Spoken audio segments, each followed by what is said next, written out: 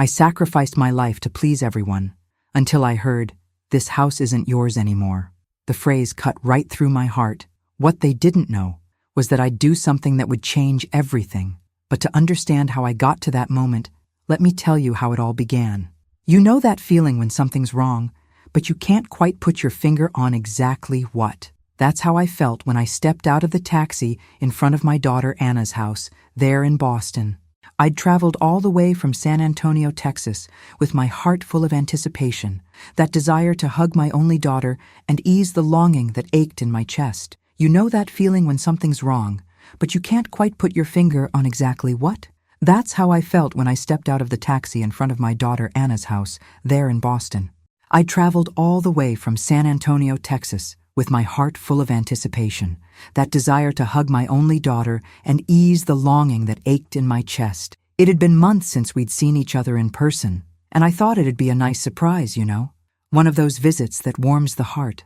But when I rang the doorbell and heard hurried footsteps on the other side of the door, something inside me tightened. The door opened slowly, and Anna's face appeared with an expression I'd never seen before, a strange mix of surprise and embarrassment. My God, my own daughter looked embarrassed to see me there. "Mom, what are you doing here?" Those were the first words that came out of her mouth, and I swear they hurt more than any stab wound. It wasn't a "what a wonderful surprise" or "come in, Mom, I've missed you so much." It was almost like I'd invaded a space that didn't belong to me anymore. I forced a smile and said I'd decided to surprise her with a visit, that I missed her too much to just stick with video calls. Anna looked over her shoulder, nervous, as if she were checking something or someone, and then opened the door a bit wider, letting me in with a hospitality that seemed rehearsed, fake. The house was impeccable, every detail in its place, like a home decor magazine. Everything so perfect it was almost scary to touch anything. And that's when I saw Jason, my son-in-law, standing in the hallway with his arms crossed and that serious expression he always had when he wanted to show authority. Jason Miller, the prestigious university literature professor, always thought he was right about everything. Ever since he and Anna got married 3 years ago, I'd noticed things had changed between me and my daughter. The calls got shorter, visits more rare, and there was always that feeling that I was being gently pushed out of her life. But I tried to understand, you know? I figured it was natural, that she was building her own life, her own space. I never imagined that behind this new life, there was an opportunistic son-in-law controlling every step she took. At that moment, standing there with that cold look, Jason just nodded, a greeting so icy it seemed to cut through the air. "Margaret," he said, using my full name instead of the affectionate Maggie that everyone used. "We weren't expecting you." Of course they weren't expecting me. I could feel it in every breath of that atmosphere. Anna guided me to the living room, offered water, tried to make casual conversation about my trip, but her eyes kept drifting to Jason, as if she were asking permission for every word she said. I sat on the beige leather sofa, so different from the old floral couch Anna had when she lived with me, and tried to relax, but it was impossible.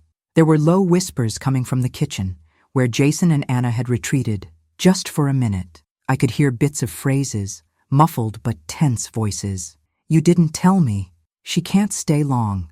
This is going to mess up our plans." Every word was like a needle in my chest. My God, what had happened to my daughter? To that sweet girl who used to hug me tight and say I was the best mom in the world? When they came back to the living room, Anna was carrying a cup of tea I hadn't even asked for, and Jason sat in the armchair across from me, crossing his legs with that professorial posture he loved to display. He started talking about his work, about a new research project, about how Boston was an incredible city for academics, but I was barely paying attention to the words. I was observing the details, the small signs that screamed that something was deeply wrong. The family photos that used to decorate the shelves had been replaced by books organized by color and size. The painting I'd given as a wedding gift to Anna, a simple watercolor of a sunflower field, wasn't on the wall anymore. Even the smell of the house was different, a sophisticated and impersonal fragrance that erased any trace of coziness. It was as if everything that reminded them of me, everything that connected Anna to her simple past in Texas, had been carefully erased. I tried to pull conversation about family, about the old days, but every attempt was cut off by Jason with comments about how the past is the past, and how they were focused on the future. Anna just nodded, that weak smile on her lips, like a puppet that had lost the ability to speak for herself. The situation was so uncomfortable that even the silence hurt. When I asked about the room that had always been mine, that cozy little room where I'd stay during my previous visits, with the floral curtains and the patchwork quilt that Anna herself had chosen, her expression changed completely. It was as if I'd touched on a forbidden subject. Jason jumped in before she could answer, saying with that tone that was casual and cruel at the same time, "Oh, we made some changes. You'll see." And then he smiled, but it wasn't a friendly smile. It was the smile of someone who knows exactly what they're doing and is enjoying it. Night fell, and the tension only grew. During dinner, an elegant meal with dishes I didn't even know how to pronounce, each bite seemed to weigh a ton. Jason dominated the conversation, talking about politics, literature, social criticism, always with that air of superiority that made me feel small and insignificant. Anna ate in silence, looking at her plate as if she were studying every grain of rice. I tried to talk about my life in San Antonio, about the neighbors, about the garden I'd renovated, but Jason cut me off mid-sentence, saying that neighborhood stories weren't exactly the kind of conversation they usually had at the table. The humiliation burned on my face, and I saw Anna press her lips together, but she didn't say anything. She didn't defend me, didn't even look at me with solidarity. At that moment, I started to understand that my daughter wasn't the girl I'd raised anymore. Or worse, she still was, but she was hidden, suffocated, erased. After dinner, Jason retreated to his office, which, as I discovered later, was the former guest room that used to be mine, and Anna took me to the makeshift sofa bed in the living room. "It's just for tonight, Mom," she said in a low voice, almost ashamed. "Tomorrow we'll figure something out." Figure something out? I'd just traveled over 2,000 miles to see my only daughter, and she was treating me like I was an unexpected inconvenience that needed to be resolved. I swallowed the lump in my throat and forced a smile, saying everything was fine, that I understood.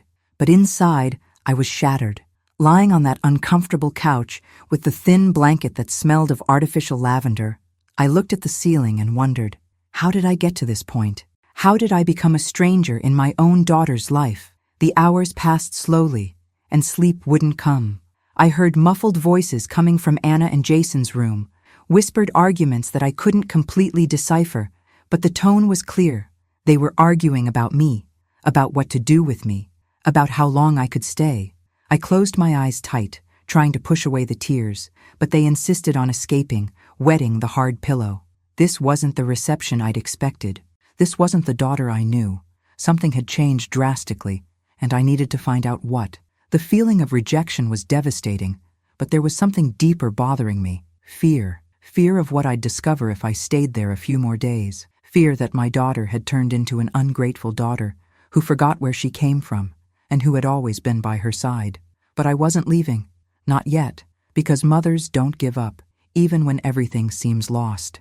Even when the door that should always be open starts closing in our face. I needed to understand what was happening, needed to know if there was still some piece of my Anna hidden somewhere in that cold, impeccable house. And more than anything, I needed to protect what was mine, my daughter, my history, my dignity. Because one thing I knew, there was something very wrong in that house, and time would show me exactly what. I just didn't imagine yet that the real story I was about to live would be much more painful and emotional than anything I could have imagined that first night in Boston. Morning came with a cold light entering through the living room windows. I woke up with my body aching from that couch that seemed to have been made more for decoration than actual use, and for a second, I forgot where I was. When reality hit, I was at my daughter's house but sleeping in the living room like an unwelcome guest. The tightness in my chest came back with full force. I got up slowly, trying not to make noise, and went to the hallway bathroom. I passed by Anna and Jason's room. The door was ajar, and I could see that the bed was already made, impeccable like everything in that house. Where were they? It was only 7 in the morning. In the bathroom, I looked at my reflection in the mirror and almost didn't recognize myself. Eyes swollen from crying in secret, messy hair, the expression of someone who'd spent the whole night overthinking. I looked like a defeated woman, and I hated that image. When I came out of the bathroom, I heard voices coming from the kitchen. I followed the sound and found Anna and Jason already dressed, elegant, having coffee as if it were just another day. He was in a suit, she was wearing a discreet business dress, and the table was set with fruits, yogurts, artisan breads, everything so arranged it looked like a commercial set. "Good morning, Mom," Anna said when she saw me, but the tone was too polite, too formal, as if she were talking to a distant acquaintance. Jason just looked up from his phone for a second and went back to typing furiously, as if my presence didn't deserve more than that.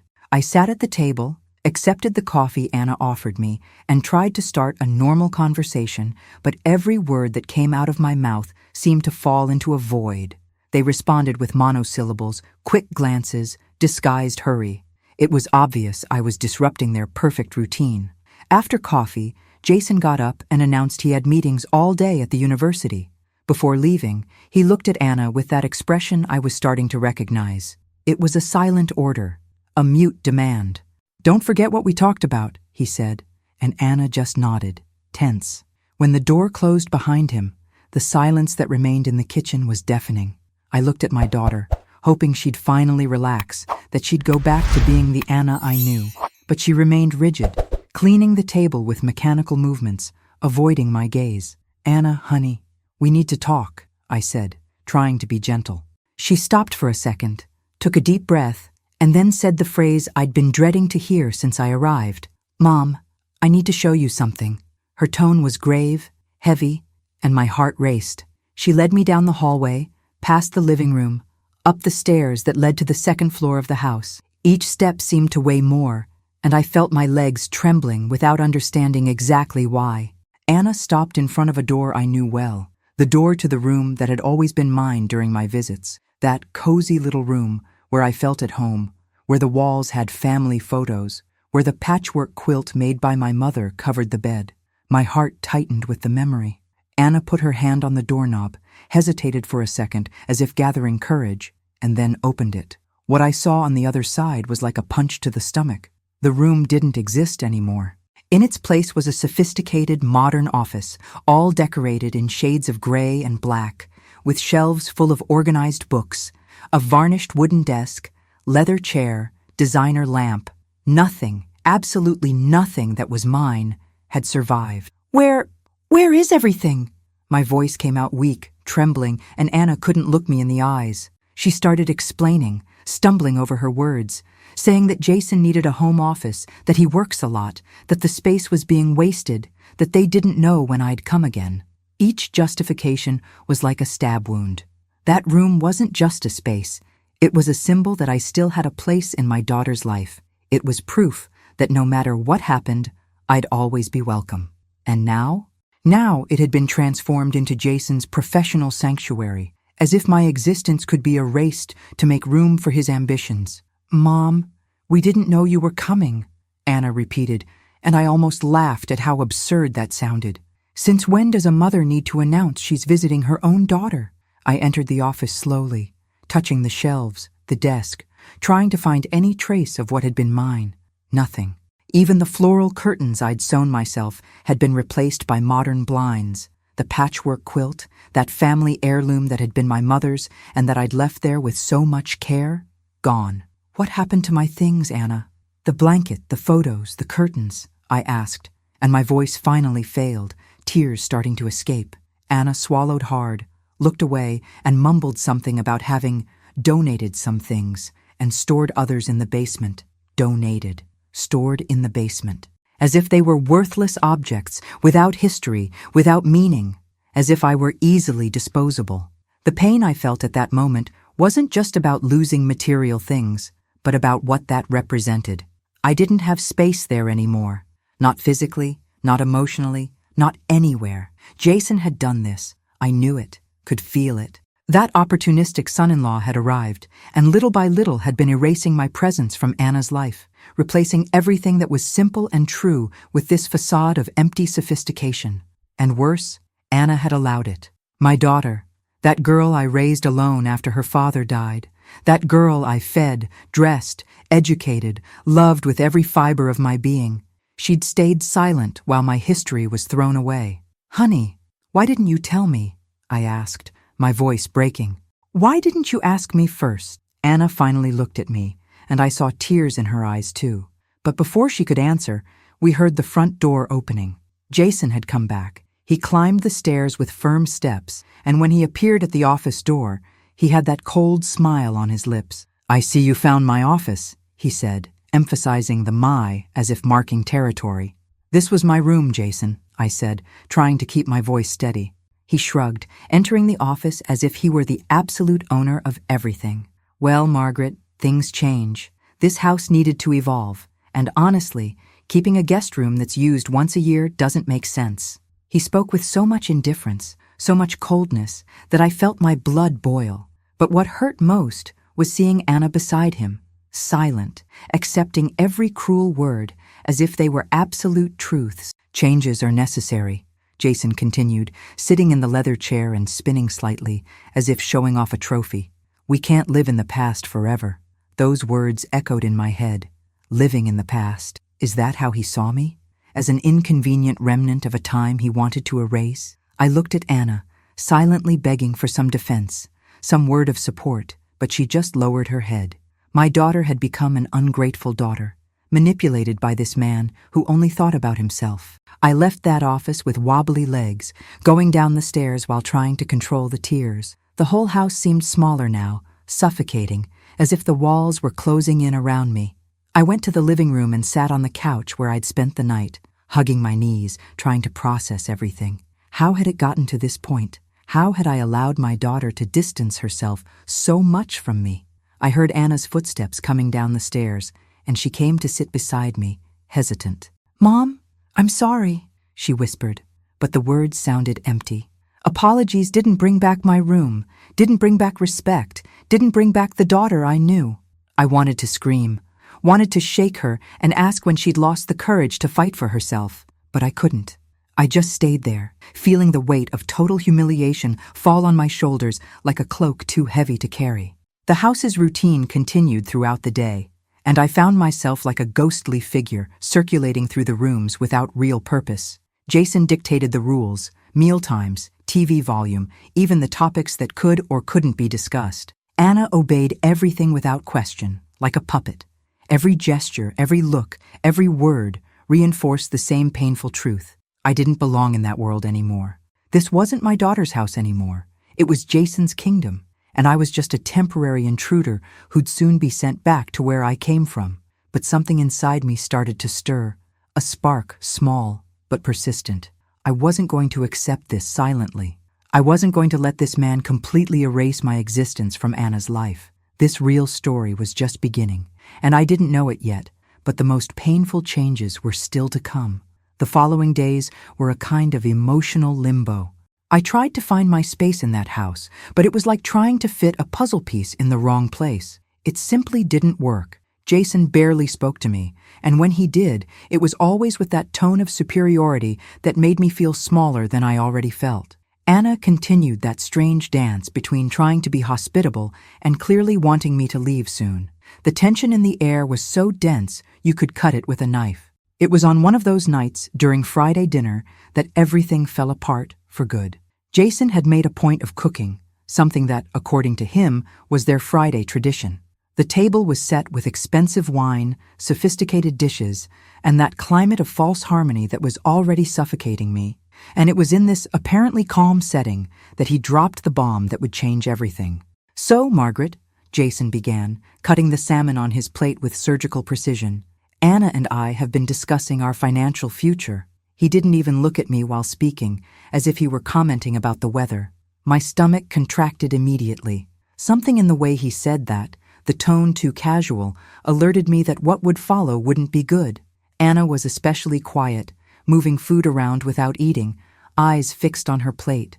"We've decided it's time to consolidate our assets," Jason continued, taking a sip of wine before finally looking at me. "That includes the house in San Antonio." The fork fell from my hand and hit the plate with a sound that echoed through the silent dining room. For a moment, I thought I'd misunderstood. The house in San Antonio? My house? The house where I raised Anna? Where I lived with my late husband? Where every corner held a memory? "What do you mean?" My voice came out louder than I intended. Jason didn't seem bothered, continued chewing calmly before answering. The property is underutilized, Margaret. You live there alone in a 4-bedroom house. It doesn't make financial sense. He spoke as if explaining basic math to a child. We've been looking at the market, and properties in that area have appreciated significantly. Selling now would be the smart move.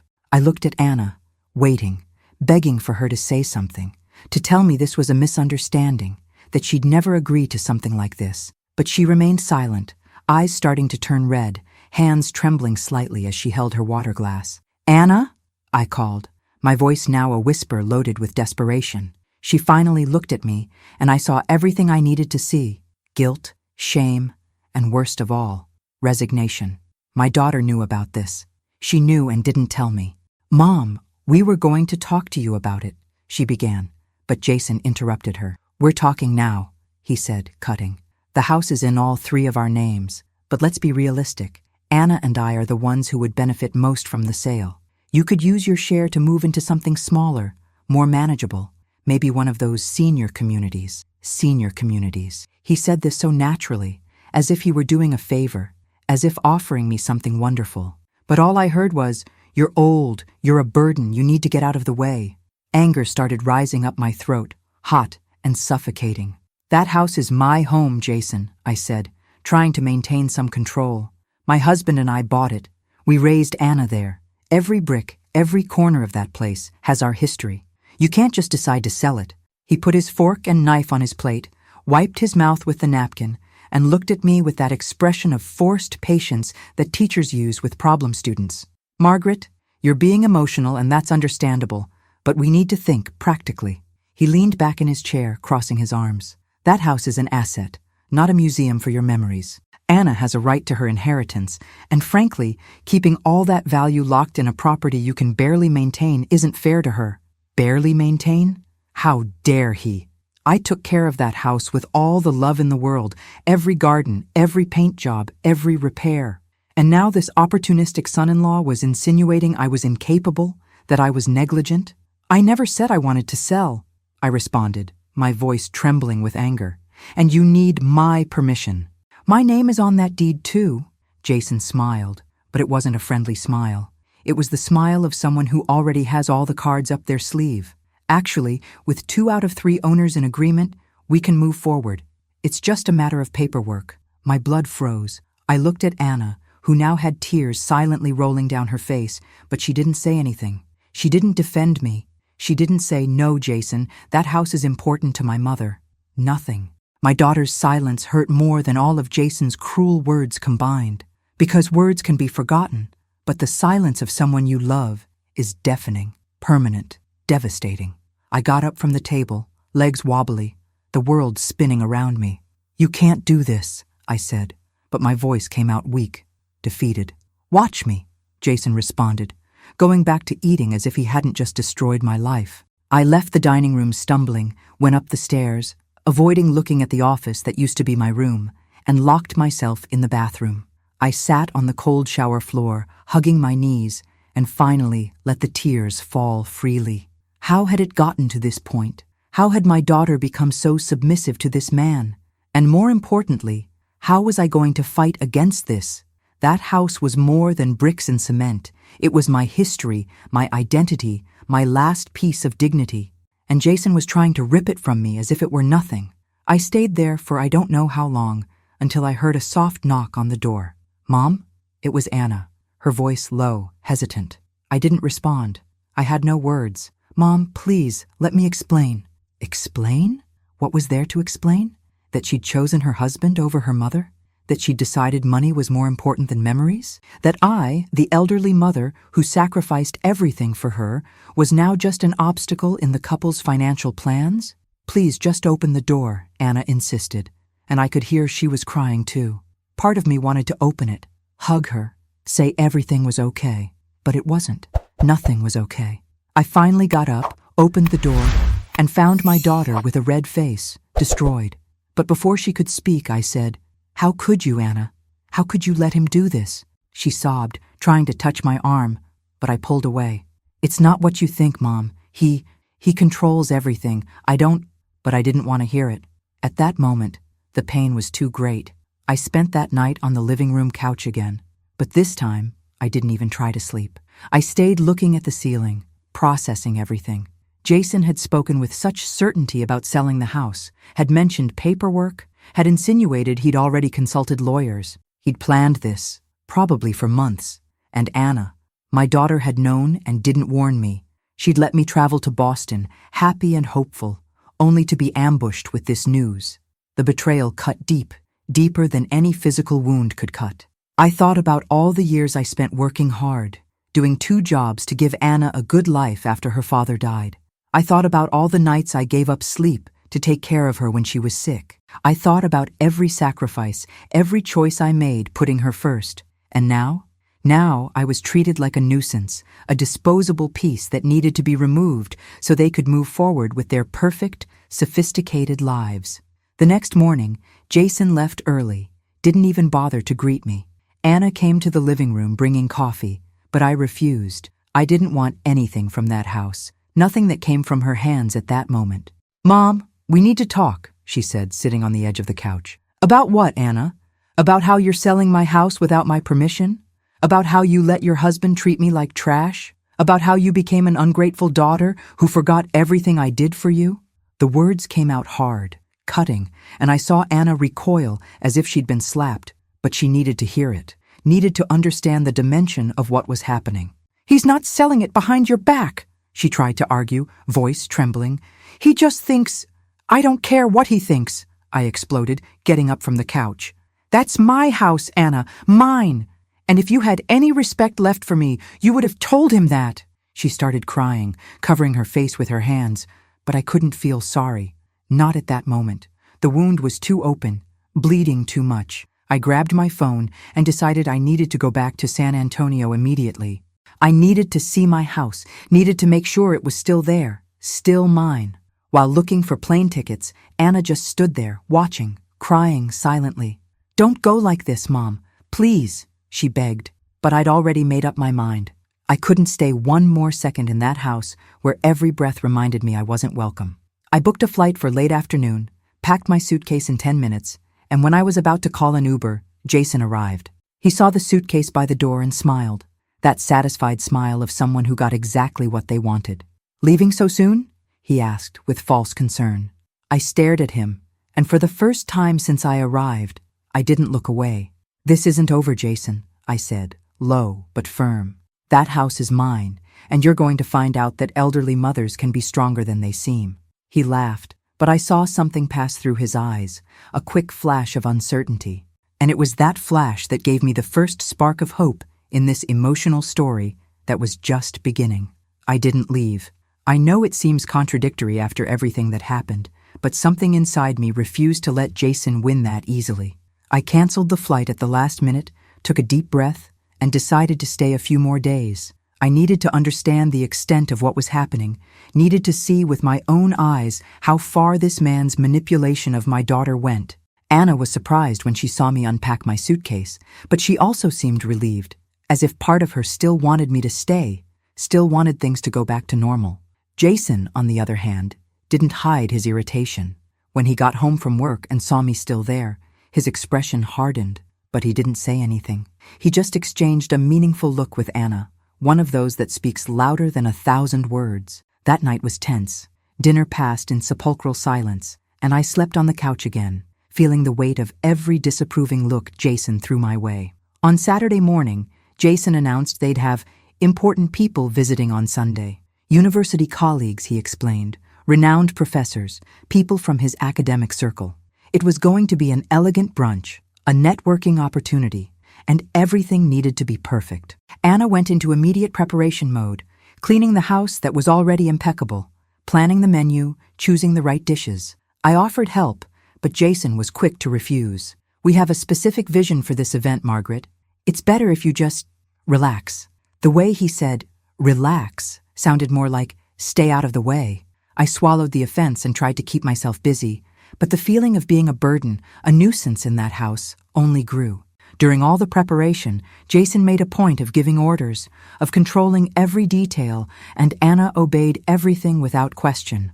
It was painful to see my daughter so erased, so diminished before this opportunistic son-in-law who had transformed her life into a constant performance. Sunday arrived with radiant sunshine, ironic considering the storm that was about to form. I woke up early to the sound of Jason and Anna already preparing everything. The dining room table was being set with white linen tablecloths, crystal glasses, flower arrangements that looked like they came from a magazine. Everything was calculated to impress, to show status, to convey that image of a successful, sophisticated couple. I quickly had my coffee in the kitchen, trying not to get in the way, when Jason came in and looked me up and down. I was wearing simple clothes, jeans and a floral blouse I'd always worn, nothing special, but clean and presentable. He frowned as if evaluating a problem that needed solving. "Margaret, about today," he began, the tone already indicating I wasn't going to like what was coming. "I need to ask you a favor." A favor, as if what he was about to ask was optional.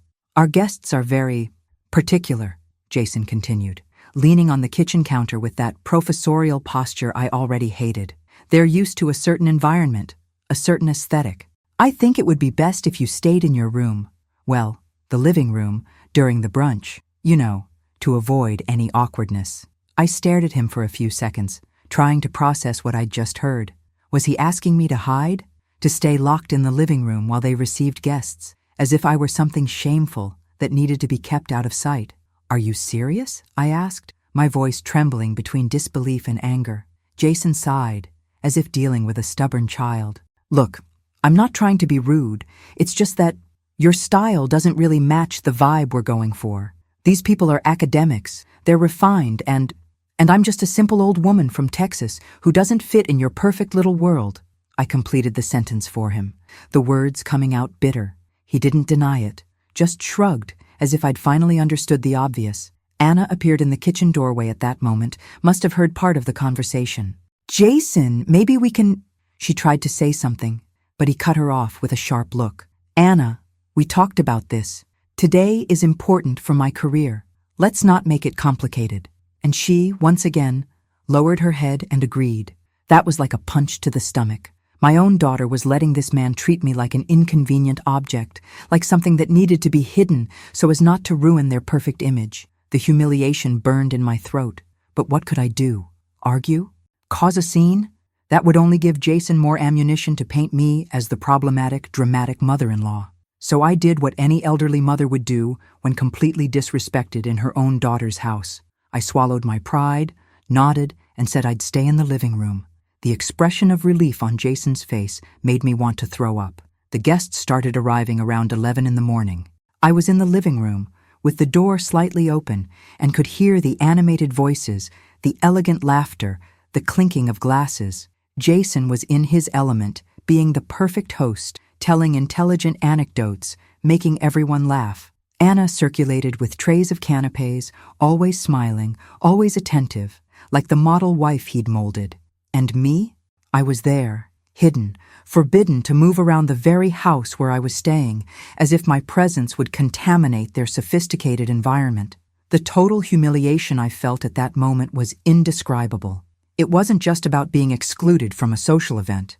It was about being considered inadequate, shameful, something that needed to be hidden.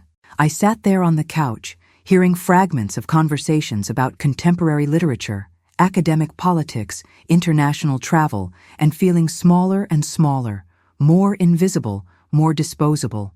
At one point, I needed to use the bathroom.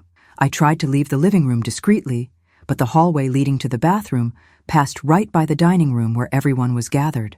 I walked quickly, head down, but not quickly enough. I heard Jason's voice rising in tone. "Oh, that's just Anna's mother. She's visiting."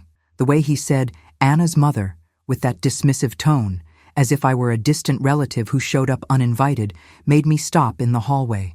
One of the women asked something I couldn't quite hear, and then I heard Jason laugh. "Yeah, she's from Texas. Very traditional. Different world, you know?" Polite laughter followed. My face burned with shame. They were laughing at me. Jason was making jokes about my existence to impress his sophisticated friends. I continued walking to the bathroom, locked the door, and let the tears fall silently.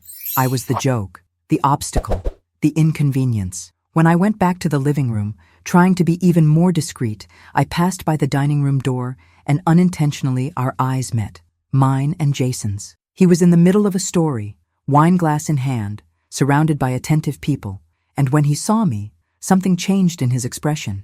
It wasn't exactly contempt, but something worse, indifference, as if I were a piece of furniture out of place, something he'd already decided to ignore. I lowered my eyes and kept walking, but I heard when he resumed the conversation. So, where was I? Oh yes, about the conference in Oxford. And their life continued, vibrant and full, while I returned to my designated corner. I sat on the couch and stayed there, hearing the event happen on the other side of the door, feeling each laugh like a needle prick. This wasn't the real story I thought I'd live when I decided to visit my daughter. I never imagined I'd be treated like an intruder, a shame, something that needed to be hidden. The brunch extended through the whole afternoon. It was almost 4 o'clock when I finally heard the goodbyes, the effusive thanks, the "we should do this again soon." When the door closed behind the last guest, the house was silent for a few minutes. I heard Anna and Jason talking quietly, then the sound of dishes being collected. I stayed there, motionless, part of me hoping that at least Anna would come see how I was, maybe apologize for the humiliation I'd just been through. But nobody came. They just continued cleaning, organizing, returning to routine, as if I didn't exist. Later, when I finally left the living room to get water in the kitchen, I found the two of them sitting at the table, relaxed, Jason with his laptop open, checking thank you emails from the guests. He didn't even look at me.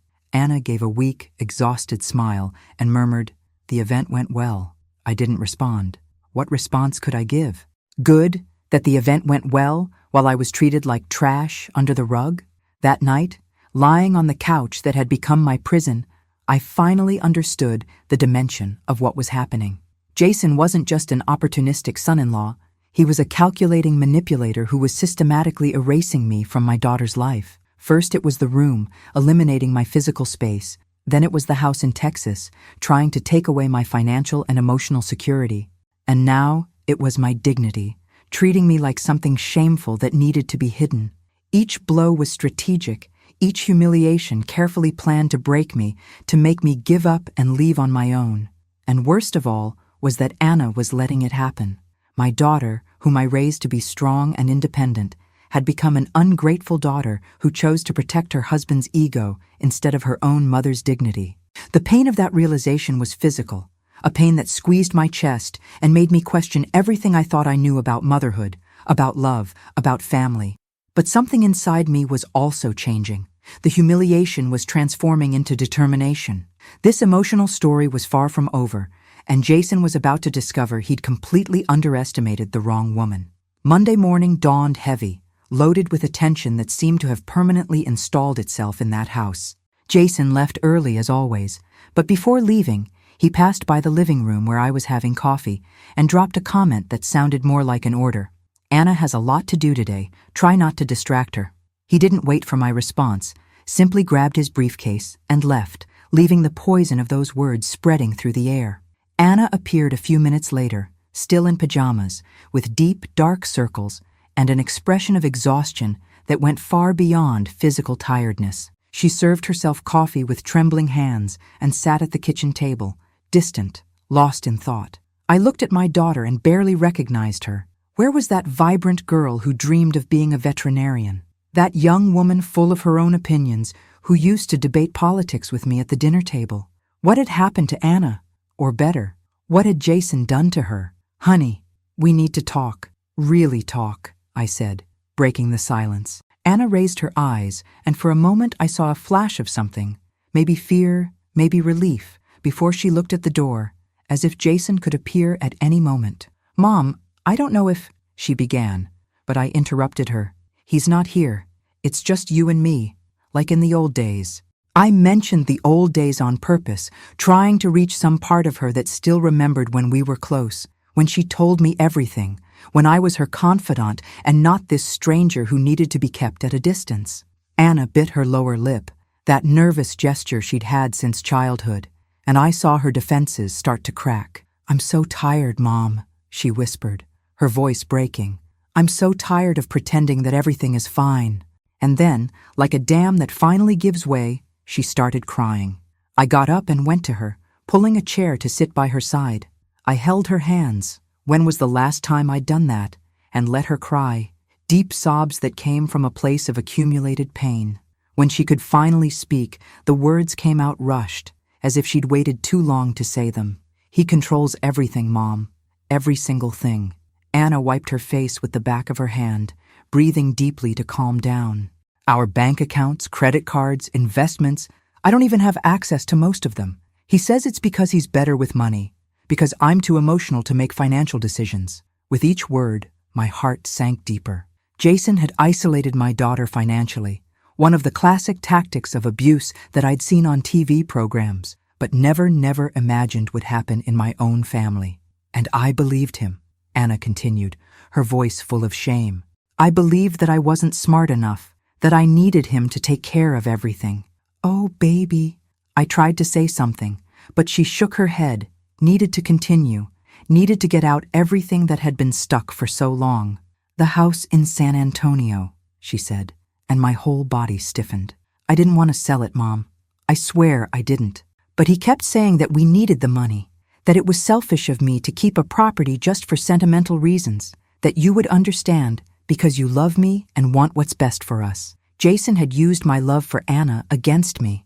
He'd manipulated my daughter, making her believe that selling my house was somehow an act of filial love. The cruelty of that took my breath away. He showed me papers, documents, said he had already talked to lawyers and that it was just a formality. I was scared, Mom. I was scared of disagreeing with him because every time I do, he makes me feel so stupid, so worthless. Tears fell down Anna's face again, and I felt my own rage growing like a giant wave. This opportunistic son-in-law hadn't just tried to steal my house. He'd stolen my daughter's self-esteem, had stolen her voice, her ability to say no. Why didn't you tell me? I asked, trying to keep my voice calm, even with all the emotional chaos I was feeling. Why didn't you call? Send a message? Anything? Anna sobbed harder, covering her face with her hands. Because I'm ashamed, Mom. I'm so ashamed of what I became. You raised me to be strong, independent, and look at me now. I can't even make a decision without checking with my husband first. I became exactly the kind of woman I swore I would never be. She was right, but hearing this didn't bring any satisfaction, only pain. My daughter was trapped, and worst of all, she knew it. She saw the chains but couldn't free herself. He wasn't always like this, Anna continued, wiping her face again. In the beginning, he was sweet, attentive, but after we got married, things changed, little by little. First, he suggested I quit my job because his salary was enough. Then he started managing our finances to make things easier. Then he started criticizing my friends, my choices, my clothes. I knew this pattern. I'd read about it, seen documentaries, but always thought it would never happen to someone close to me. Never with my Anna. And your room, she said, her voice getting lower. Your room that he turned into his office. I fought against that, Mom. I really did. I said it was your space, that you needed it when you visited. But he said I was being ridiculous, that you barely visited anyway, that we needed to move on with our lives. And then he just did it, while I was at a conference. I came home, and everything was different. Your things were in boxes in the basement, and when I got upset, he called me hysterical. He said I was being dramatic and that I needed to grow up. The image of Anna coming home and finding my room destroyed, my history erased, and having no one to defend her, broke me in half. My poor daughter had been alone in this fight for so long. I wanted to call you, she confessed. So many times I picked up the phone to tell you everything, but I was so afraid. Afraid you would judge me, afraid you would be disappointed, afraid you would confirm what I already knew, that I'm an ungrateful daughter who abandoned her own mother. You're not ungrateful, Anna. You're a victim, I said, squeezing her hands. There's a difference, but I could see she didn't completely believe that. Jason's manipulation had been so effective that Anna had internalized all the criticisms, all the accusations, all the gaslighting. She really believed she was the problem, that she was weak, that she was incapable. What about the brunch yesterday? I asked, needing to know how far this control went. Anna closed her eyes, embarrassed. He said you would feel uncomfortable around his colleagues, that it would be better for you to rest. But I knew, Mom. I knew he just didn't want them to see you because Because you're not part of the image he wants to project. He wants people to think we're this perfect couple with no complications, no family drama, no— She stopped, looking for the right word. No baggage. Baggage. That's how Jason saw me. Not as the mother who'd raised his wife, not as a person with feelings and dignity, but as inconvenient baggage that messed up his perfect narrative. I heard what he said about me, I confessed. When I was going to the bathroom, I heard him making jokes, calling me traditional, like it was an insult. Anna covered her mouth with her hand, horrified. Oh God, Mom, I'm so sorry. I didn't know he— Of course you didn't know. He's smart enough to do these things when you're not looking. We sat there in silence for a moment, the weight of all these revelations hanging over us like a dark cloud. But there was also something different in the air now, an honesty, a vulnerability that hadn't existed between us for years. I don't know how to get out, Mom, Anna finally said, her voice small like a lost child's. I don't have money of my own. I don't have a job. All our assets are in his name or controlled by him. If I leave with nothing. And he made sure I know that. He reminds me constantly that I'm dependent on him, that I should be grateful for the life he provides. My daughter was trapped in a gilded cage, and Jason had all the keys. We'll figure this out, I said, with more conviction than I actually felt at that moment. I promise you, Anna, we'll find a way. She looked at me with those red and swollen eyes, wanting to believe but afraid to have hope. I don't know if I'm strong enough, Mom. I don't know if I can fight him. And then I said something that would become our mantra in the following weeks. You don't have to be strong enough alone. You have me. And mothers don't give up on their daughters, no matter how difficult things get. We hugged there in the kitchen, and for the first time since I'd arrived in Boston, I felt I had my daughter back, at least a piece of her. But I also knew this conversation was just the beginning. Jason had built an empire of control around Anna, and tearing it down wouldn't be easy. But one thing was clear. That elderly mother he'd underestimated and humiliated was about to become his biggest problem. This real story was taking a turn none of us had predicted, and what was coming next would be a true emotional story of struggle, resistance, and hopefully, liberation. If Jason noticed that something had changed between me and Anna after that conversation in the kitchen, he didn't show it immediately. But I knew he wasn't stupid. Controlling men like him have a sixth sense for detecting when they're losing control. The next few days were a kind of silent war, where every gesture, every word, every look carried a deeper meaning. Anna tried to maintain some appearance of normalcy, but I could see in her eyes that something had awakened, a spark of resistance that was starting to grow. And Jason started showing his true face without any disguise. The provocations that were once subtle, wrapped in false politeness, now came raw, direct, cruel. It was as if he'd decided he no longer needed to pretend, that he already had enough control of the situation to attack me openly. And that's exactly what he did. It all started at Tuesday's dinner. I'd offered to cook, a simple recipe of roasted chicken with potatoes that had always been one of Anna's favorites when she was a child. I spent the afternoon preparing everything with care, seasoning each piece, adjusting the oven, trying to bring a bit of warmth and familiarity to that cold house. When I put the plates on the table, Anna smiled, a genuine, nostalgic smile, and said, "Smells like home, Mom." For a brief moment, everything seemed right. But then Jason sat at the table, looked at the plate with that barely disguised expression of disgust, and blurted out, "What is this?" It wasn't a curious question. It was an accusation. "It's roasted chicken with potatoes," I responded, trying to keep my tone light. "An old family recipe." He cut a piece, chewed slowly as if analyzing poison, and then pushed the plate slightly away. "It's too salty and overcooked. Anna, did you really let her use our kitchen to make this?" The way he said, "let her" and "our kitchen" was like a slap in the face, as if I needed permission, as if I were an intruder using resources that didn't belong to me. Anna turned red, looking between me and him, clearly uncomfortable. "Jason, it tastes fine to me," she tried to defend, but he cut her off with a sharp look.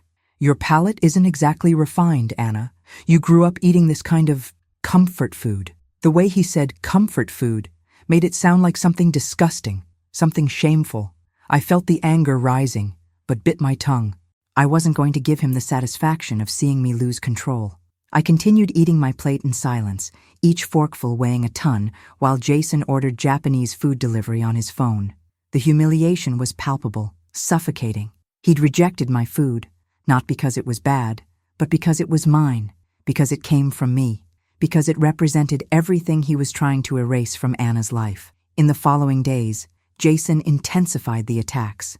He criticized my clothes, saying I dressed too old-fashioned even for someone your age. When I tried to participate in a conversation about a book I'd read, he interrupted me to correct my pronunciation of a word, laughing as if it were the funniest thing in the world. Margaret, it's pronounced this way, but I guess they don't teach proper diction in small Texas towns. Anna was present in all these situations, and each time her discomfort became more visible, but also her fear of confronting him. She murmured small defenses. Jason, that's not necessary. Or, come on, be nice. But never with enough force to really stop him. And Jason noticed this, noticed he still had control over her, that his chains were still firm, so he tightened more, pushed more, tested how far he could go. And me? I was the convenient punching bag, the release valve for all the cruelty he needed to exercise to feel powerful. On Thursday, the situation escalated in a way I didn't expect. I was in the living room, talking on the phone with an old friend from San Antonio, Dorothy, updating her on the situation, obviously omitting the worst details because it was all still too painful to put into words. My voice must have risen a bit during the conversation, nothing excessive, just the natural tone of an animated conversation between friends. Jason was in his office, the former my room, and suddenly appeared at the living room door with an expression of deep irritation. He waited for me to hang up the phone and then said with that cold tone he used when he wanted to intimidate, "Margaret, I need you to keep your voice down. Some of us are trying to work. This isn't a barn in Texas where you can shout freely." The comparison to a barn wasn't accidental.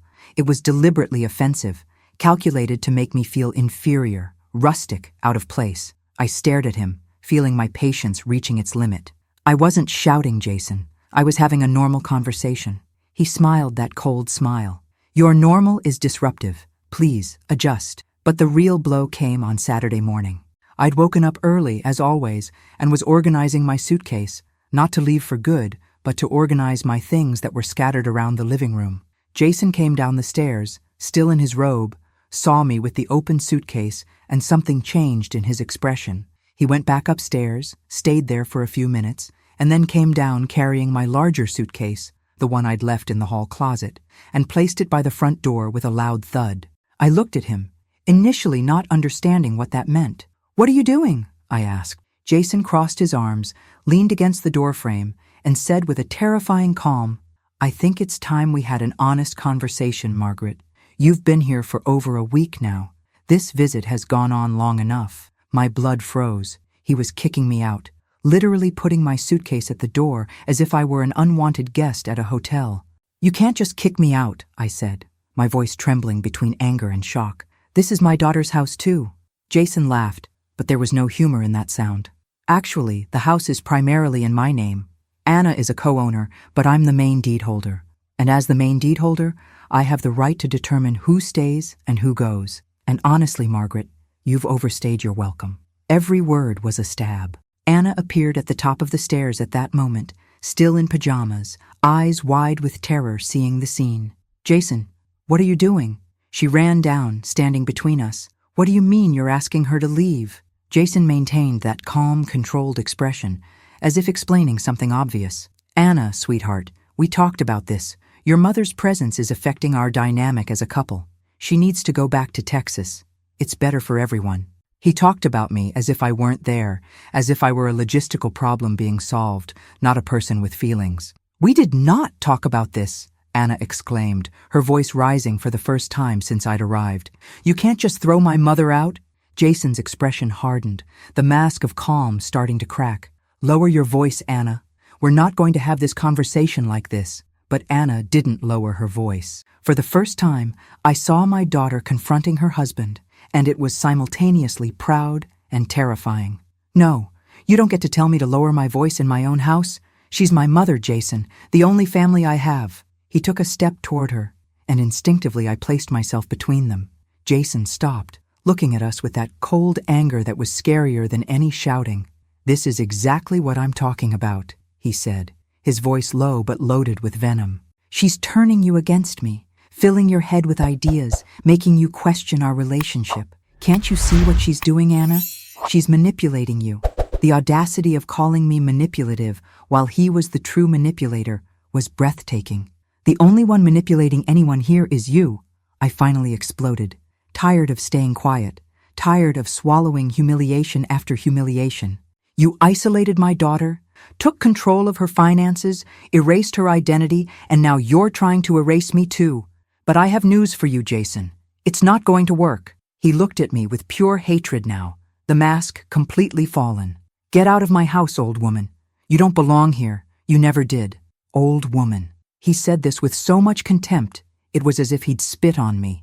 Anna was crying now, hands trembling, clearly panicking. Jason, please don't do this, please. But he wasn't looking at her anymore. He was fixed on me, as if all his rage, all his need for control, had found a target. Pack your things and leave, today, or I'll call the police and have you removed for trespassing. Trespassing. In my own daughter's house. The cruelty of that was unimaginable. I looked at Anna, hoping she'd do something, say something definitive, but I saw she was paralyzed, caught between her husband and her mother, unable to make a decision she knew would have enormous consequences. And at that moment, I understood that if I stayed, I'd only make things worse for her. Jason would take out on Anna everything he couldn't do to me.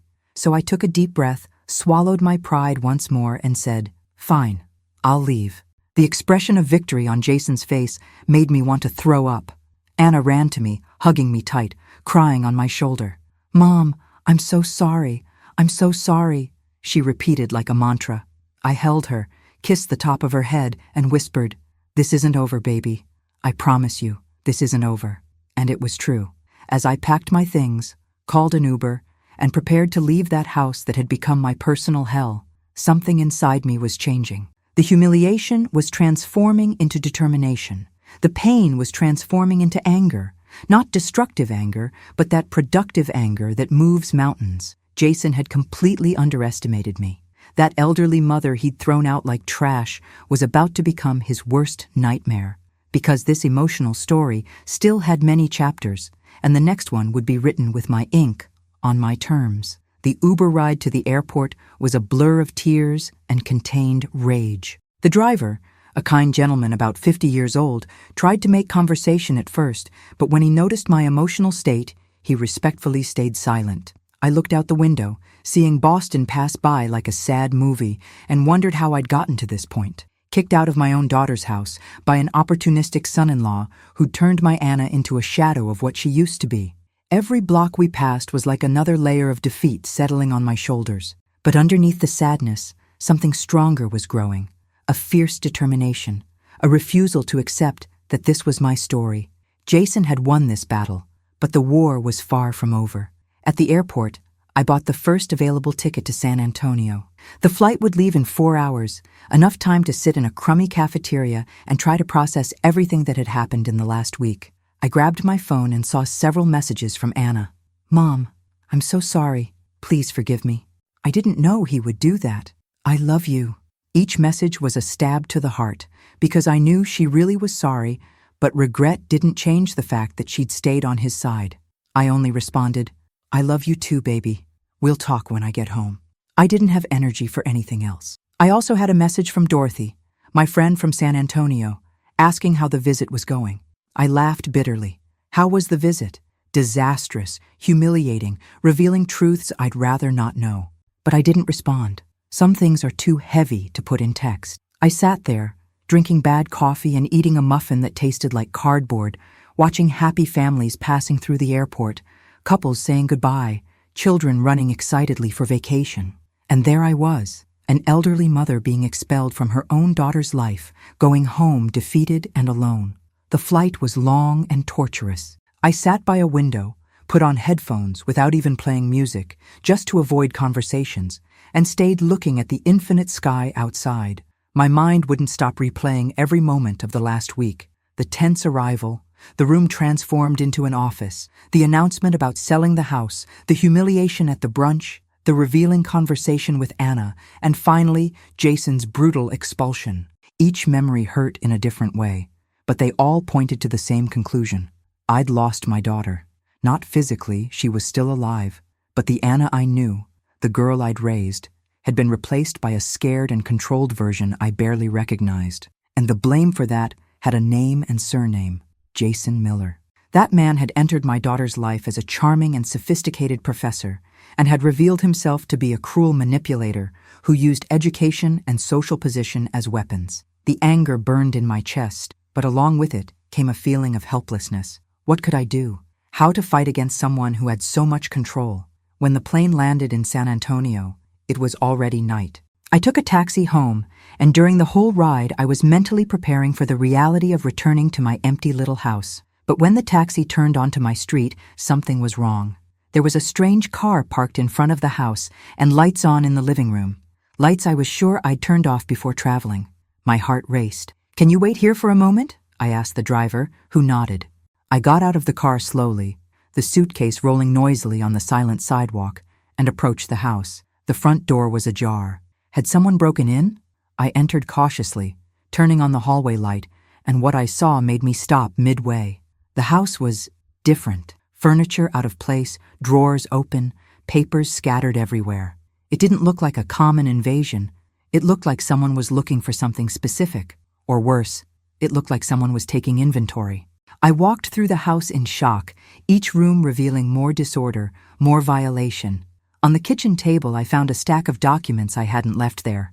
I picked up the first one from the pile, and my blood froze when I read the header: Property Valuation Report, 2847 Meadowbrook Lane, San Antonio, TX. My address, my house. I continued flipping through the papers: market price estimates, inspection reports, even a draft sales contract. Jason had been in my house, or had sent someone. He'd invaded my space, my sanctuary, and had started the evaluation process to sell without my permission. The audacity, the violation, the pure cruelty of it left me breathless. I sat heavily in a chair, the papers scattered in front of me, and finally the complete reality of what was happening hit me full force. Jason wasn't just trying to push me away from Anna, he was trying to destroy me completely. Take my daughter, take my house, take everything that gave meaning and security to my life. I grabbed the phone with hands trembling with rage and called Anna. It rang several times before she answered, her voice low and scared. "Mom? Did you know?" My voice came out hard, accusing. "Did you know that Jason or someone working for him broke into my house and started evaluating it for sale?" Silence on the other end. A silence so long and heavy, it confirmed everything I needed to know. "Anna, answer me." I didn't know he would do it like this," she finally said, her voice breaking. "He said he was going to handle the legal paperwork, that he would contact you properly. I didn't know." "You didn't know," I practically shouted. "How could you not know? How could you let this happen?" I heard sobs on the other end, but I was so furious, so hurt, that I couldn't feel the compassion I normally would. "He lied to me too, Mom. He said he was just getting evaluations, that it was preliminary, that nothing would happen without your consent. And you believed him? After everything he's done, you still believe his words?" The silence returned, but this time I could hear muffled voices in the background. Jason was there, probably trying to control the narrative, telling Anna what to say. "Put him on the phone," I demanded. "Mom, I don't think—" "Put him on the phone, Anna." More whispers, then footsteps, and then Jason's voice, calm and controlled as always. "Margaret, I understand you're upset." "Upset? Upset?" I was standing now, walking through the destroyed kitchen. "You invaded my property. You started selling my house without authorization. That's illegal, Jason. That's criminal." He sighed, as if dealing with a child throwing a tantrum. "Actually, if you read the property deed carefully, you'll see that decisions can be made with majority ownership consent. Anna and I together constitute that majority. I'm well within my legal rights." The casual way he admitted everything, without any remorse, without any shame, made me see I'd underestimated the extent of his cruelty. This man had no limits. "You're destroying your own marriage. You know that?" I said, trying a different approach. "Anna is miserable. She's trapped, scared, and you're pushing her away with every manipulative move you make." Jason laughed on the other end of the line. "Anna is fine. She understands that sometimes tough decisions need to be made for our future. You're the one who's causing problems, Margaret.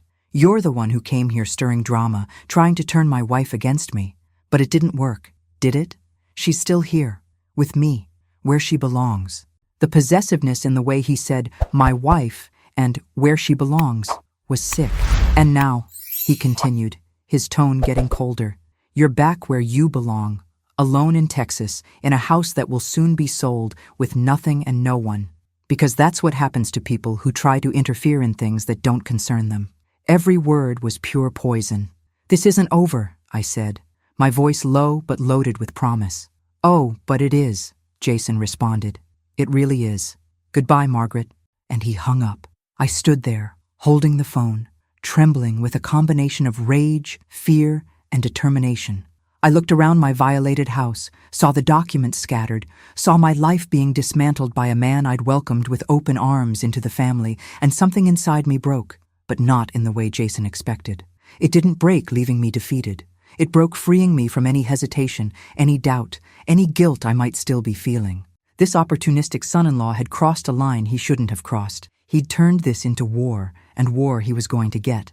I sat at the kitchen table, grabbed my old laptop, and started researching. Property rights in Texas, co-ownership laws, protections against unauthorized sale, lawyers specializing in family and estate law. I spent the whole night reading, taking notes, forming a plan. Because one thing was clear, this real story was far from over. Jason thought he'd won, but this elderly mother he so despised was about to show she had more fight in her than he ever imagined. And when the sun rose over San Antonio the next morning, it found a different woman, no longer the humiliated and rejected visitor, but a warrior ready to fight for her daughter, her house, and her dignity. The emotional story was entering a new chapter, and this time, I'd be in control of the narrative. The first thing I did Monday morning was call William Roberts. William had been my late husband Thomas's best friend, and he was a lawyer specializing in estate and family law. They'd served together in the Army, kept in touch for decades, and after Thomas died, William always said, "Maggie, if you ever need anything at all, you call me." I never imagined I'd need to call him for something like this, to defend myself against my own son-in-law. When he answered, his voice was the same way I remembered, warm and solid. "Maggie Sullivan, to what do I owe the pleasure?" I couldn't maintain composure. My voice cracked on the first sentence. "William, I need help. I need help urgently." His tone changed immediately, becoming serious, professional. "Tell me everything." And I told him. Every painful detail, every humiliation, every manipulation, every document I found scattered through my house. William listened in silence, only asking a few pointed questions, and when I finished, I heard a heavy sigh on the other end. "That son of a—" he began, but controlled himself. "Maggie, what he's doing is not just morally wrong, it's legally questionable. There are protections in place precisely for situations like this." I felt a flash of hope for the first time in days. "Really? You think we have a case?" "I think we have more than a case. I think we might have him cornered if we play our cards right. Can you come to my office today? I want to see all those documents you found, and we need to start building a strategy immediately." We agreed to meet at 2 in the afternoon, and when I hung up the phone, I felt something I hadn't felt in a long time. Hope. Not the naive hope that everything would resolve itself magically, but the grounded hope that I had a path, a direction, a real chance to fight. I spent the morning organizing all the papers, making copies, creating a timeline of everything that had happened. Every email exchanged with Anna, every text message, even notes about conversations we'd had. If we were going to enter a legal battle, I was going to be prepared. William's office was downtown San Antonio, in one of those old but well-maintained buildings that breathed history and solidity. When I entered the reception area, a kind secretary offered me coffee and guided me to his room. William stood when he saw me, and for the first time since everything began, I felt I had a true ally. He was a tall man with gray hair, about 70-something years old, with that kind of presence that inspired confidence. We hugged, and he held my shoulders, looking me straight in the eyes. "Thomas would be furious if he knew what's happening to you, but he'd also be proud of you for fighting back." Those words broke and strengthened me at the same time. We sat, and I spent the next 2 hours showing every document, telling every detail, answering every question. William took furious notes, stopped occasionally to check something on the computer, and his expression kept getting more and more serious, but also more determined. "Okay, here's what we have," he finally said, adjusting his glasses and looking at me. "First, the good news. They cannot legally sell your property without your explicit written consent. Texas law is very clear about this. Even if Anna agrees, if you're a named owner on the deed and you don't consent, the sale cannot proceed. Any attempt to forge your signature or manipulate documentation would be fraud, a criminal offense." My heart raced. "So all those evaluation reports, the contracts, are worthless without your signature. He's been trying to intimidate you, make you think you have no power, when in reality you hold all the cards when it comes to that property." William leaned back in his chair, folding his hands. "Now, the complicated part. Anna. Legally, she's an adult who can make her own financial decisions. If she's agreed to give Jason control over their marital assets, that's her right, even if we both know it's a terrible decision." My stomach tightened. "So we can't help her?" "I didn't say that. I said it's complicated, but there are options." William explained that if we could prove Jason was exercising coercive control over Anna, isolating her financially, emotionally, socially, that could be basis for Anna to seek legal protections if she decided to leave the marriage. "But she has to want it, Maggie. We can't force her. What we can do is protect you, your property, and create a safe environment where Anna feels she has options if she decides to leave him." He picked up a pen and started writing a list. "Here's what we're going to do. First, I'm filing an injunction against any sale or transfer of your San Antonio property. That stops him dead in his tracks legally. Second, we're going to send a cease and desist letter to Jason, making it crystal clear that any further attempts to manipulate property rights will result in criminal charges. Third, we're documenting everything, and I mean everything, in case Anna decides she needs help later." Every word was like a brick being laid, building a fortress around me. I wasn't alone and helpless anymore. I had weapons. I had defense. "There's one more thing," William said, his expression becoming gentler. "This process is going to be emotional, Maggie. It's going to get ugly before it gets better." Jason sounds like the type who doesn't take kindly to being challenged, especially by someone he's already dismissed as powerless. "Are you ready for that?" I looked at him, thinking about everything I'd been through, the rejection, the humiliation, seeing my daughter being controlled and not being able to do anything. I thought about my violated house, my belongings scattered, the feeling of being treated like disposable trash. And then I thought about Anna, trapped in that toxic marriage, believing she had no way out, living in fear of contradicting her husband. "I'm ready," I said, and this time my voice didn't tremble. "I'm more than ready. This opportunistic son-in-law is going to discover he completely underestimated the wrong person." William smiled, a warrior's smile. "That's the Maggie that Thomas always talked about. Let's show this guy what happens when you mess with a Texas woman." We spent another hour refining the strategy, and William promised to have the first legal documents ready in 48 hours. When I left his office, the San Antonio sun was strong and hot, and for the first time in weeks, I didn't feel oppressed by the heat. I felt energized. I drove home with my mind buzzing with possibilities, with plans, with hope. But when I arrived, I found a surprise. Dorothy was sitting on my porch with a box of donuts and 2 iced coffees. "Figured you could use some company," she said with that warm smile that had sustained me through so many difficulties over the years. Dorothy was my best friend for over 20 years, had been by my side when Thomas died, when Anna moved away for college, in every difficult moment. If anyone deserved to know the whole truth, it was her. We sat on the porch, and finally, I let everything out. I told the real story from beginning to end, without omitting anything. The trip full of hope, the cold reception, the transformed room, the announcement about selling the house, the humiliations, the revealing conversation with Anna, the brutal expulsion, and finally, finding my house violated. Dorothy listened with growing indignation, and when I finished, she had tears of rage in her eyes. "That absolute bastard," she said, without apologizing for the language. "How dare he treat you like that? And Anna, what happened to that girl? She used to be so strong." "He broke her, Dorothy. Systematically, meticulously. And worst of all, she doesn't even realize the extent of what happened." We sat there for a while, just existing together in the supportive silence that only old friendships can offer. Then Dorothy took my hand and said, "You're going to get through this, Maggie, and I'm going to be here every step of the way. What do you need? Company? Someone to vent to?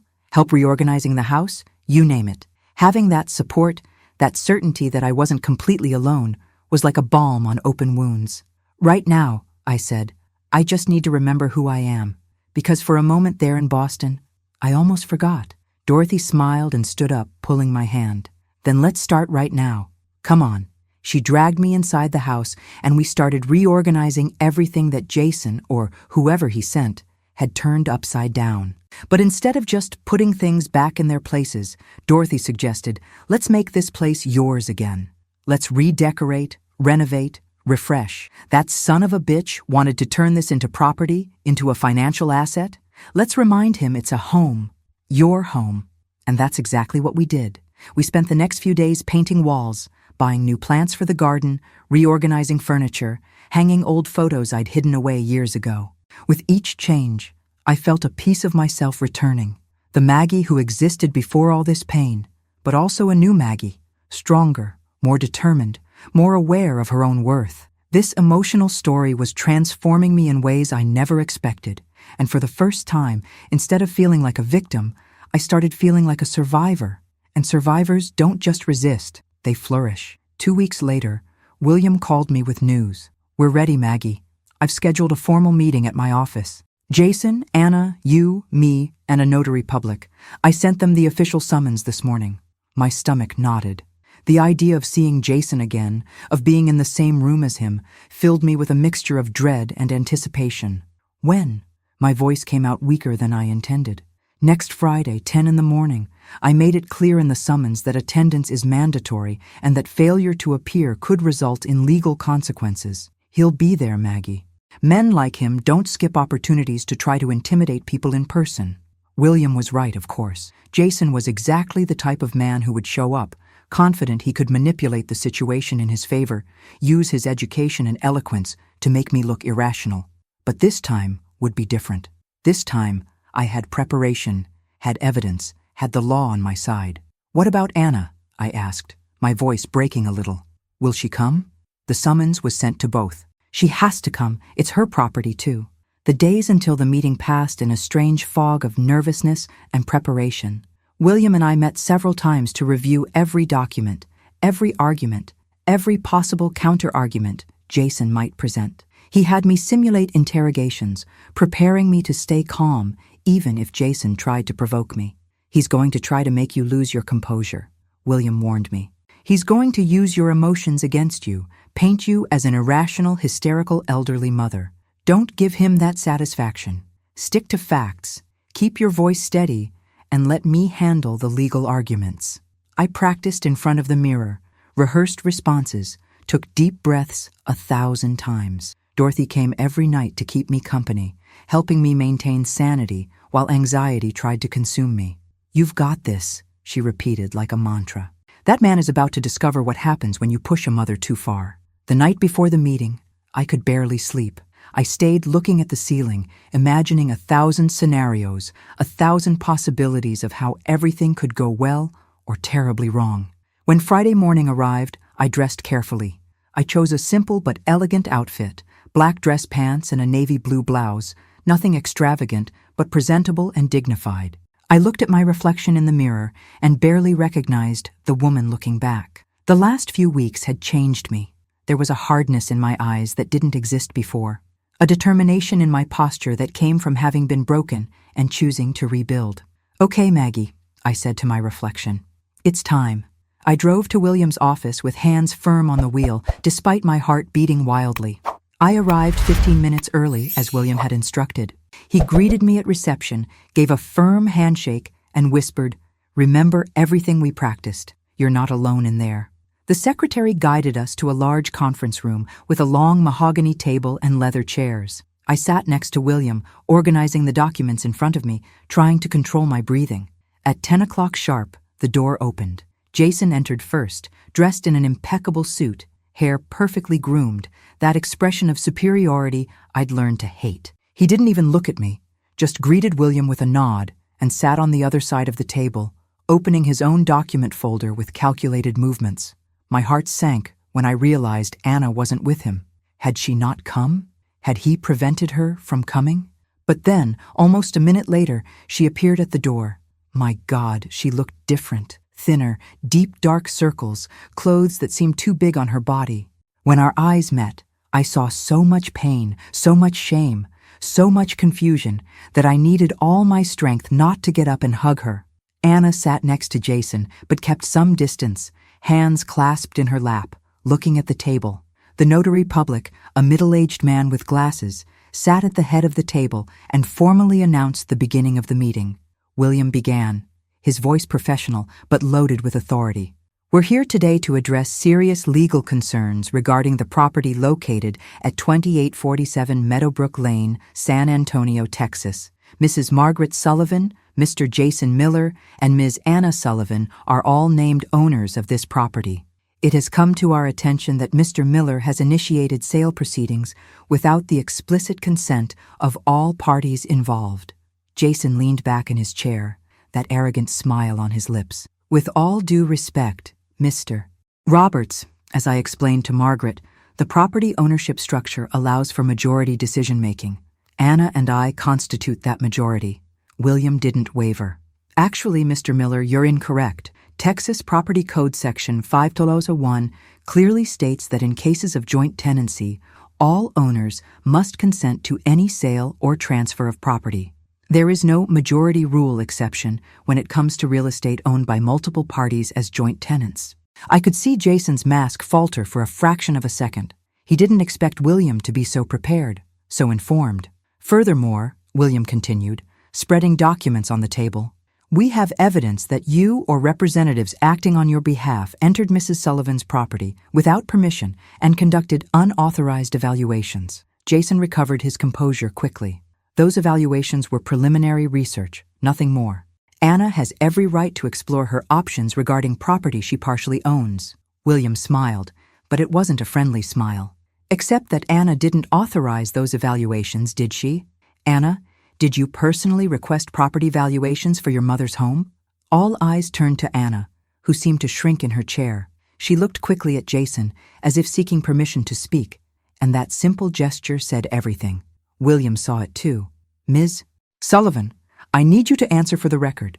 Did you personally authorize property evaluations? Anna opened her mouth, closed it, and then, with a voice so low you could barely hear, No, I didn't.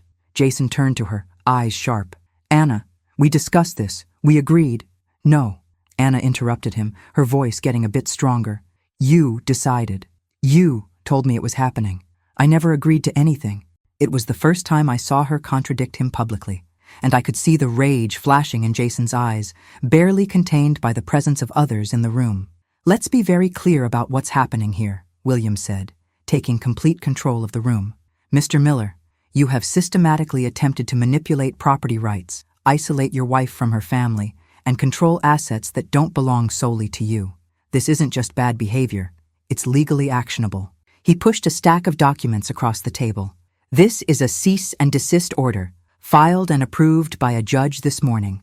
You are hereby prohibited from taking any action regarding the San Antonio property without written consent from all owners. Any violation will result in criminal charges for fraud and property manipulation. Jason's face turned red, composure finally cracking. This is ridiculous. I'm trying to secure our financial future. By stealing from your mother-in-law? William cut in. By entering her property illegally? By attempting to sell assets without proper authorization? Mr. Miller, you're an educated man. You know exactly what you were doing. The silence that followed was devastating. Jason looked around the table, searching for allies, but found only hard stares, from William, from the notary, and finally, from me. I took a deep breath, and for the first time in the meeting, spoke. Jason, you came into my family, and I welcomed you with open arms. I trusted you with my daughter, with my home, with my history, and you repaid that trust by trying to erase me. My voice was steady now, each word coming out with the weight of weeks of accumulated pain. You transformed my room into your office. You tried to sell my house. You humiliated me in front of strangers. You isolated Anna from everyone who loves her. And worst of all, you made my daughter believe she was worthless without you." Jason tried to speak, but I raised my hand. "I'm not done. This house is my life, Jason. It's where I raised Anna after her father died. It's where every memory of my marriage lives. It's where I buried my grief and found strength to continue. No one is taking it from me. Not you, not anyone." William placed another document on the table. "Mrs. Sullivan has full legal right to her property. Furthermore, she's filing for partition if necessary, meaning if there's any further dispute, the property can be legally divided or she can buy out other shares. But sale without consent? That door is closed, Mr. Miller. Permanently." Jason finally exploded. "This is insane. Anna, are you going to just sit there and let your mother destroy our financial plans?" Anna, who had been silent, slowly raised her head. Tears were rolling down her face, but there was something different in her eyes, something I hadn't seen in a long time. Courage. "Our financial plans?" she repeated, voice trembling but growing. "You mean your financial plans. Plans that you made without consulting me. Plans that involve selling my mother's home without her knowing. Plans that turned me into nothing."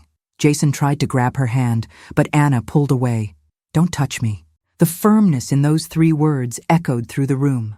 "I've been quiet for so long, letting you control everything, our money, our decisions, our life, letting you treat my mother like garbage. But not anymore, Jason.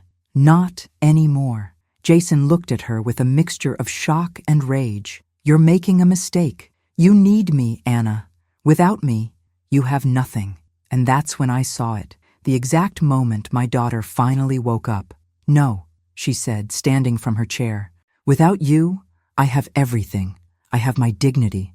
I have my mother. I have myself back." The emotional story had reached its turning point, and for the first time since everything began, I felt that maybe, just maybe, we were going to make it through this hole. The conference room fell into absolute silence after Anna's words. Jason was pale, mouth half open, clearly not knowing how to react to this version of his wife he didn't know, or had forgotten existed. William took advantage of the moment to consolidate the victory. "Mr. Miller, here's what's going to happen now.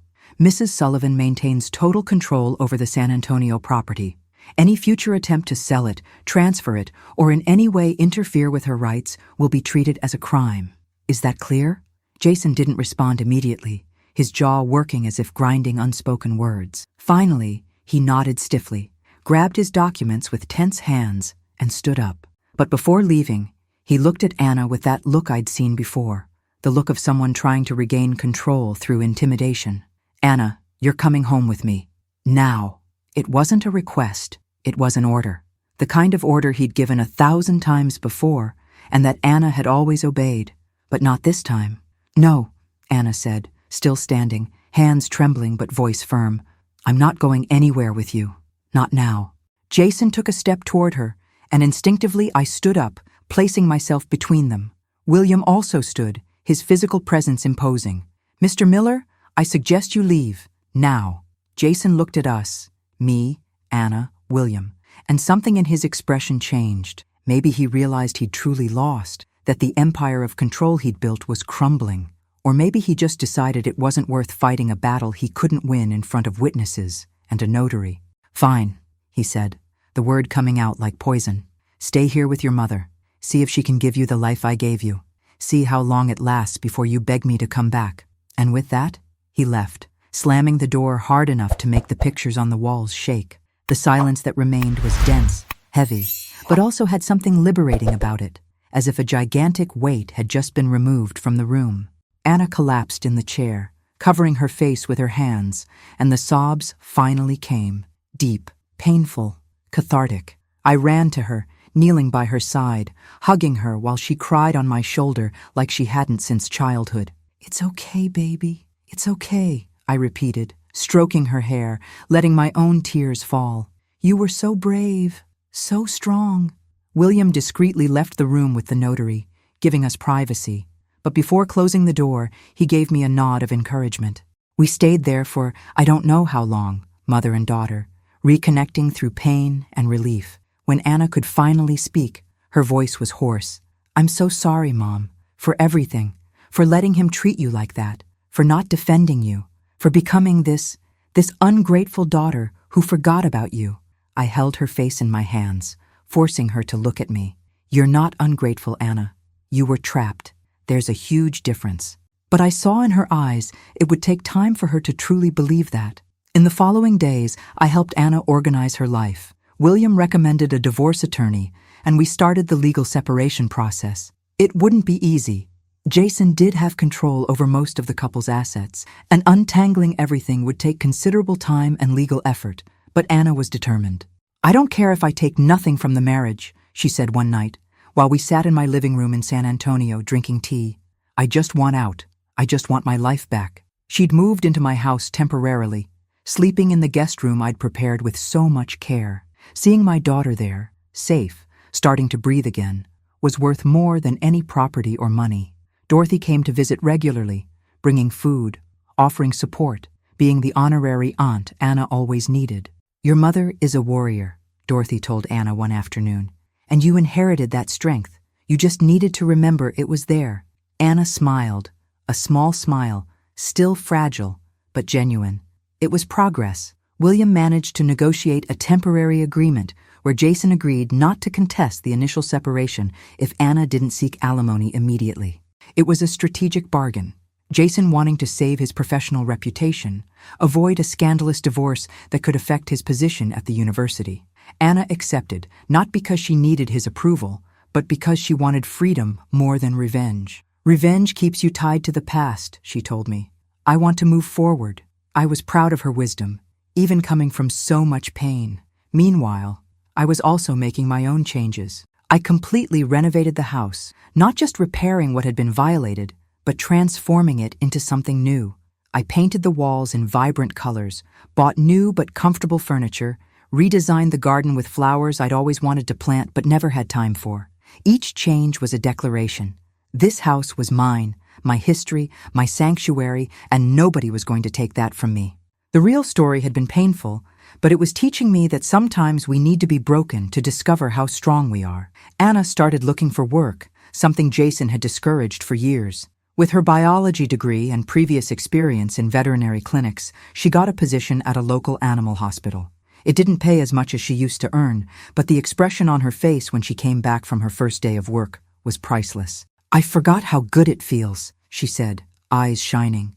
"To do something I love, to be competent at something, to not have to ask permission for every decision." I hugged her, feeling the daughter I knew returning little by little. Of course, there were difficult moments. Nights where Anna woke up from nightmares, days where guilt and shame consumed her, moments where she questioned every choice.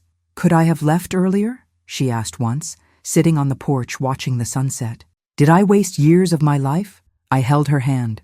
"You left when you were ready, that's what matters. And now? Now you have your whole life ahead of you to live on your own terms."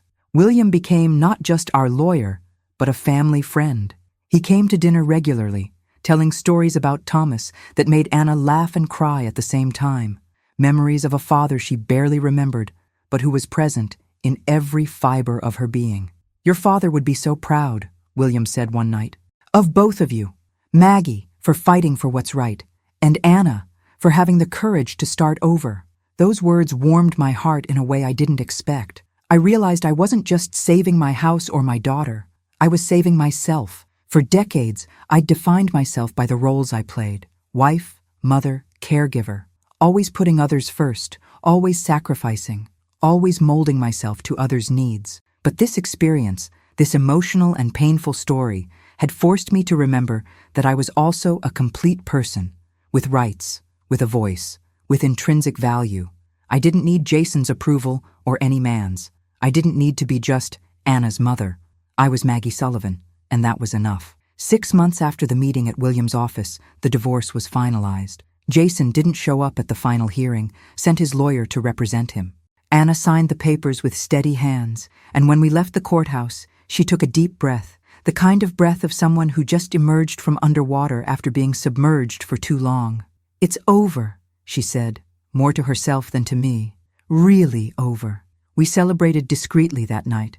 just the two of us and Dorothy, with cheap wine and pizza, laughing at silly jokes and making plans for the future.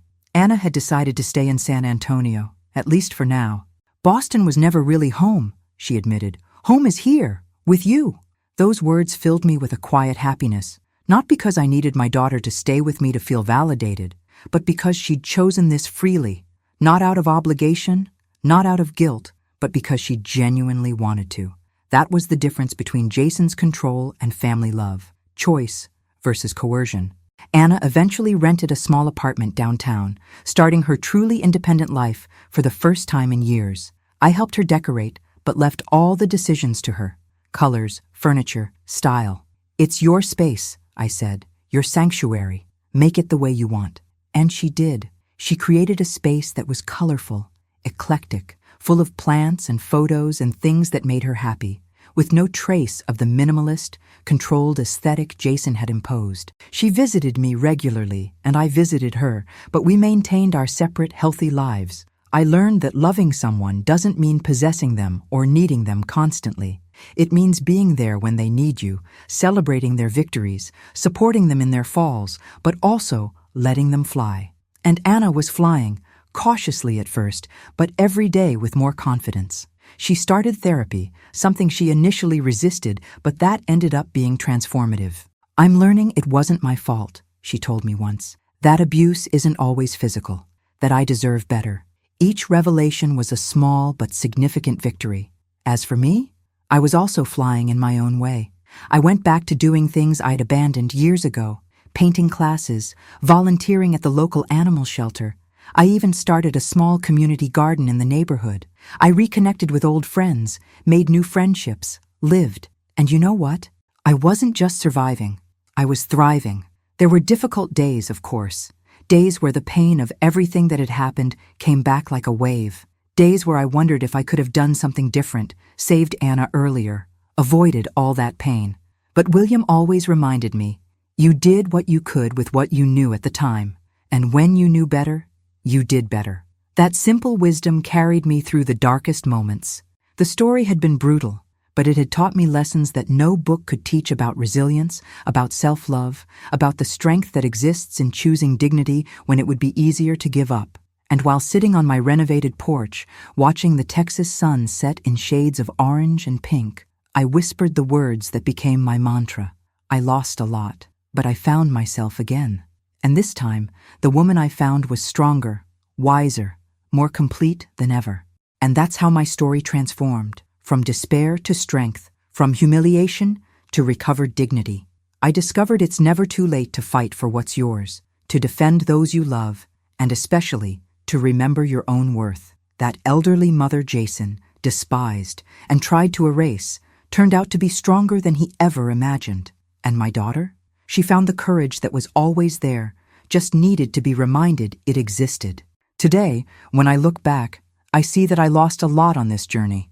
The illusion of a perfect family, the naivety of believing that family love is automatic and unconditional.